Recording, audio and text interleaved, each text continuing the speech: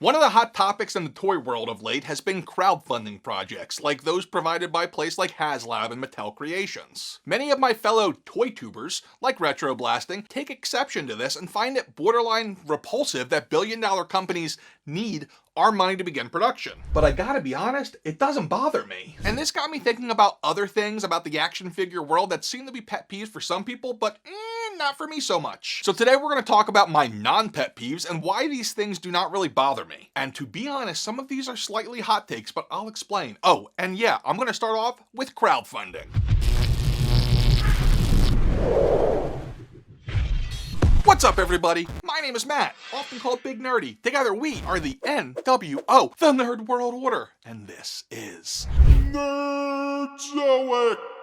Back in my restaurant days, I had this boss who would always look at customers and say, "You're a first timer? If it's your first time here, I created the Nerdzoic channel to share my love of action figures and the various fandoms they represent." And that ended up spinning off to an online toy store owned and operated by my wife and myself that we run out of our basement. So yeah, pretty cool. So let's get into this. What are my non-pet peeves? I do have a couple disclaimers I want to put out there first. First off, even though you might be thinking this instinctually, I'm pretty consistently fair and balanced. And frankly, I'm going to have a future video about my pet peeves, so we'll get the other part of this out eventually. Don't think I'm some kind of a Hasbro or Mattel simp. I am way more fair and balanced than that. If you don't believe me, go back and watch my back catalog. You'll hear a lot of hot takes and a lot of praise. I am fair. Today is definitely going to be not so much praise, but a little bit of defending, because there's some things that I think people look at the wrong way, or just could be me. And you know, again, that's what the comments are for. I'm sure we'll talk about it there. So the first thing that really doesn't bother me, like the thumbnail says, like I talked about in the beginning, is crowdfunding.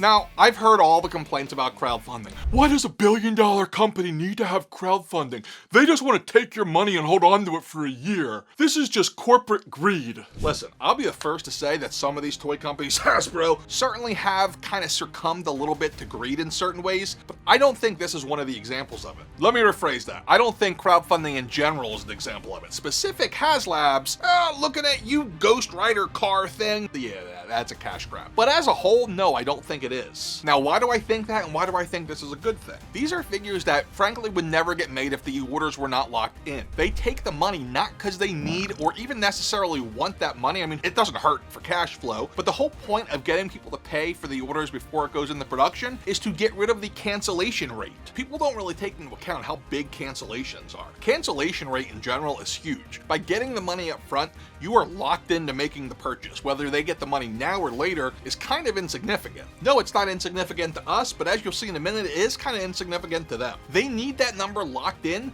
because they need to know how many to make. So with those locked in orders, that means you get a locked in number for like a print run. And the higher that number is, the better. And obviously, cancellations lower that number. Why is it important that they sell more? Because the prices don't scale equally. The cost of producing 1,000 of figure X is way more expensive than 10,000 of figure X. Now, obviously not on an overall, on a per unit basis, that is. The reason for that is you pay up front for the tooling, for the mold, for the sculpting. Once all of that's done, then it's just mass production. But the actual creation's where the money is. Now let's talk about the cash for a minute. So like I said, the cash is indeed nice for them, but to be honest, it's a drop in the bucket. Let me give you an example. Look at the Marvel Legends Haslab Galactus. This is the best-selling Haslab they did. They sold about 31,000 of these, which if you extrapolate the cash, you're looking at about $12.3 million in cash money. Anyway, they get $12.3 million in cash paid by us up front. Here's the thing. Hasbro's assets, on average, at the end of the last few years, has been about $3.4 billion. If you do some math, that $12.3 million that they got from Galactus up front equates to about 0.36% of all their assets. It is literally a drop in the bucket. And if we're just talking cash, based on their cash on hand for the last couple of years averaged together, it's only about 1.23%, so it's not a huge amount of that either. It's even more telling with Mattel. Look at the Eternia playset. Total, they brought in about $5.1 million in cash. That represents about 0.08% of their overall assets and about 0.7% of their average cash flow. though. The bottom line is getting the cash up front, it might not be something they need to do as a billion-dollar company, but it's a smart, shrewd way of mitigating risk. A flop that large would kill their profit margin. And I know you're saying, I don't care about their profit margin, but you need to, because potentially that would drive up the costs. So while you really might not care about their money, I get that, but in some regards, you have to realize that they're gonna pass along the cost down to you. The next thing that really doesn't bother me that a lot of people complain about is repaints and repacks. Now I hear collectors in Star Wars, it's always like, hey, that Cantina alien who was on the screen for 0.017% of a second, we haven't gotten that figure yet. And then you guys just gave us 1,000 new Mandos. I hear you loud and clear, I get it. I get the frustration, I love that we're all so passionate about the hobby, but there's new collectors coming in. There has to be new collectors coming in, because if there's not, the hobby would die. Ergo, having repaints and repacks is good for new collectors. For example, look at the VHS box X-Men animated series figures that have been coming out over the past year. All of these are repacks of pretty expensive figures. Now they did some minor upgrades with cell shading and whatnot. I say that 10 times fast. Shell shading, cell shading. But yeah, I mean, for the most part, they're the same figure. It's ironic that the people who complain about the amount of repacks are the same ones who complain that figures that are older go for a ton of money. Like, pick one or the other.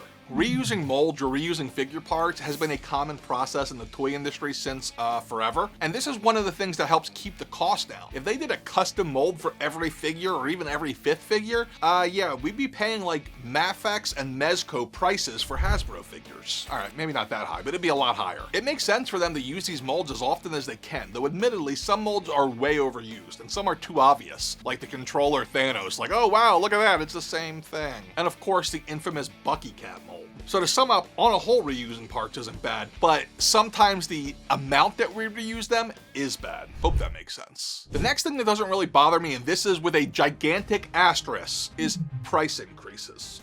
The asterisk is within reason. Inflation's terrible, gas prices are up, food prices are up, literally the cost of everything is up. So it's understandable that toy companies need to adjust. Hasbro kept their 6-inch figures at $19.99 for about 6 years. Believe it or not, since the year 2000, that is the longest period Hasbro ever went without raising prices. I had no problem with them moving to $22.99. $24.99 though, that was a little much in the same year, but I get it. Unprecedented time in the economy. Even McFarlane Toys is moving to a $22.99 MSRP next year. Now don't get me wrong, I am not defending some of the weird pricing strategies we're seeing out there right now, like the non-deluxe deluxe figures for an extra $10 because it's a popular character and we threw in an accessory, or the special packaging pricing where it's like, hey, we put a stamp on there so that's going to be an extra $3, or the we took away plastic packaging and it saved a ton of money but your price is actually going up type of thing, or my personal favorite, the just randomly overpriced figures because we're a small company, Super 7. So yeah, mixed bag here,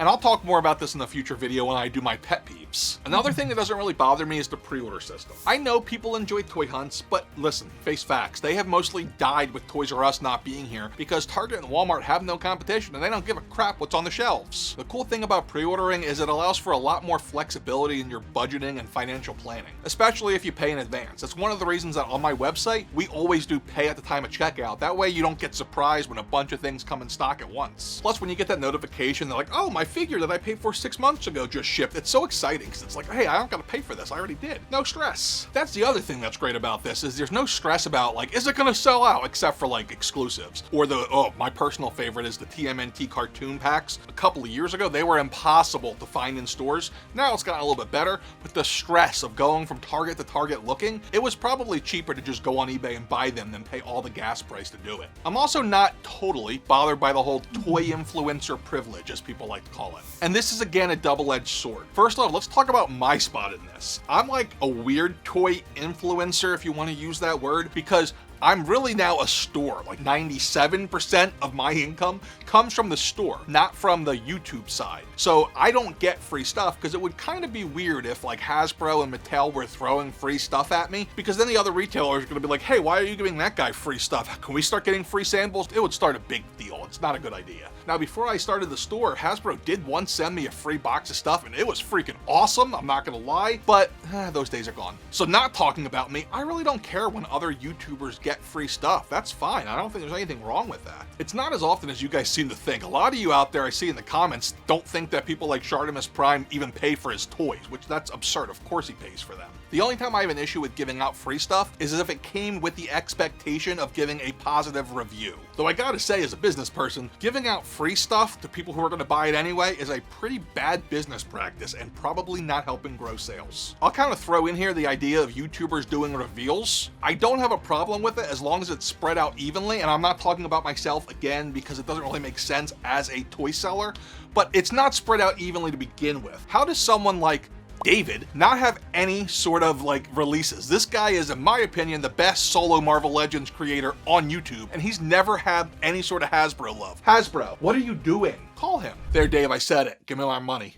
I'm kidding. Or am I? Anyway, one other thing that doesn't bother me, mint-on card collectors. For some reason, this bothers a lot of people. It's not an issue for me because I used to be one. Heck, a lot of my stuff is still mint-on card in storage. And yes, I've seen the meme going around that compares not opening toys to not loving your wife and how you're just saving it for the next person. And yes, that is funny, but not accurate. Collect how you want to collect, don't shame others. Speaking of tracking value, this should again come as no surprise considering I make a value video every month. Paying attention and following values makes collecting a lot more fun for some people like me. It's almost like you're sporting against yourself and you're competing against yourself to try to find something that's rare. How do you judge something that's rare? Demand. How do you judge demand? Value. Let's face it, it feels good to see something in your collection that you know has appreciated like 4 times the original price. And this isn't about reselling, well, usually. It's more about the feeling of having something rare. Sometimes it is about reselling though, and that whole idea there is to buy low and sell high in the vein of trying to grow your collection. There's nothing wrong with that. Just don't do it to new figures where you're controlling the supply. I will absolutely do a video on what grinds my gears, what are my actual pet peeves at some point in the future. And as a bit of a teaser, I'll tell you this. One thing that annoys the hell out of me is when people overrate figures. To see some figures that I consider to be overrated, check out this video here, and you can watch me make people angry as I tell them that their figure that they love is overrated. And remember, you have to get old, but you don't have to grow up. Just be cool and stay nerdy. Later.